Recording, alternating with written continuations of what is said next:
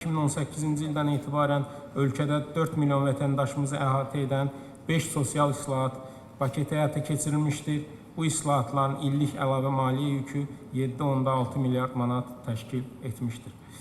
Həyata keçirilən islahatların nəticəsi olaraq əmək münasibətlərinin legallaşması istiqamətində mühüm irəliləyişlər əldə olunmuşdur. Belə ki, əmək müqavillərinin sayı 45% artaraq 1,9 milyona çatmış, ölkə üzrə əmək haqqı fondu isə 3,2 dəfə artmışdır.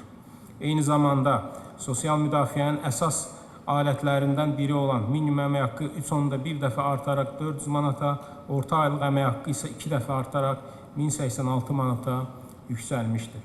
Bununla yanaşı minimum pensiya 2,9 dəfə artaraq 320 manata, orta aylıq pensiya isə 2,6 dəfə artaraq 540 manata yüksəlmişdir. Eyni zamanda əhaliyə ödənilən müavinətlər və Azərbaycan Respublikası Prezidentinin təqaüdləri üzrə ödənişlərin həcmi bu dövr ərzində 5 dəfə artmışdır.